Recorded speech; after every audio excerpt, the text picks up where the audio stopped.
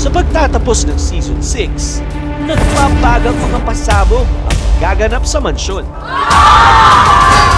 Kaninang umaga, na-reveal na ang Monday on-the-spot botohan.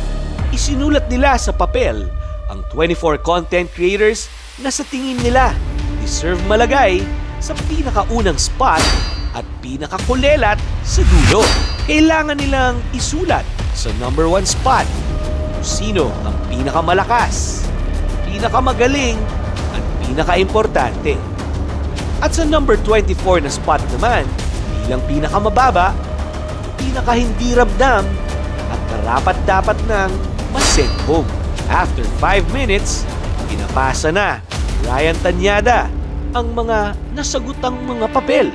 Dito, nagkaroon ng face-to-face live voting ng sino ang nais mong ma-save at ka-send home na content creator. Pagkatapos na makuha ang total tally ng botohan, nagkaroon ng masusing deliberasyon ang THOC management. May ilang konsiderasyon ang isinaalang-alang. Ito ay ang mga sumusunod: performance, report cards, participation in all challenges, at overall presence. Aming narinig, aming naramdaman ang inyong mga tinig sa botohan kaninang umaga. At dahil dyan, nais naming ipaalam na ang bottom content creators ay mahahati into clusters. Hiwalay ang boto ng Cluster A, hiwalay ang boto ng Cluster B. Maaari kayong bumoto sa parehong cluster. Kung ilan ang mapapauwi, nakadepende yan kung saang cluster ang bottom CC. Kung ilan ang mapapauwi, abangan sa Webes.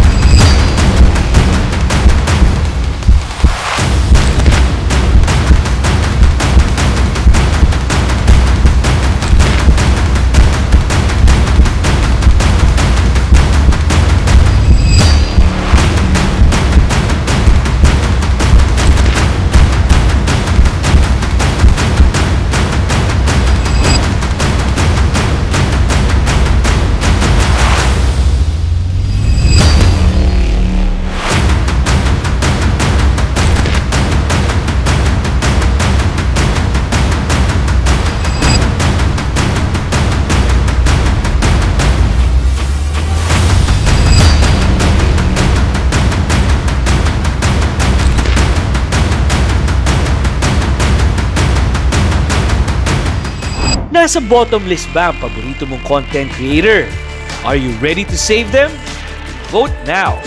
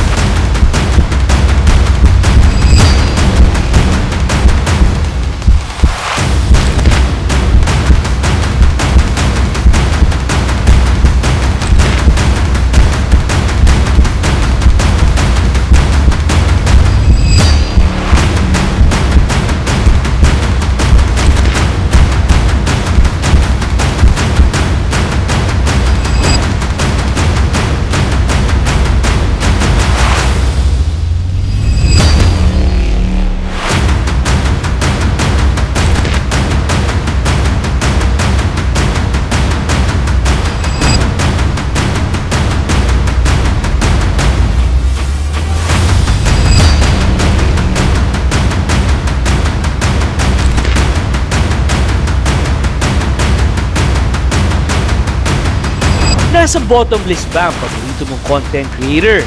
But wait! Maaari mo silang iligtas para hindi ma-send home. Paano? Download the Kumu app sa App Store or Play Store. On the Kumu app, mag-register. Para bumoto, go to your personal profile and click the Campaigns tab. Look for the House of Collab Community. Vote to save. Vote for your favorite content creator na gusto mong matulungang isave sa pamamagitan ng virtual gifts. Maaaring bumoto ng up to 25 times per day. Ang botohan ay magsisimula ng 8:30 PM Monday at matatapos ng 3 PM Thursday. Ano? Game ka na bang iligtas sila? Game? Game! Vote now!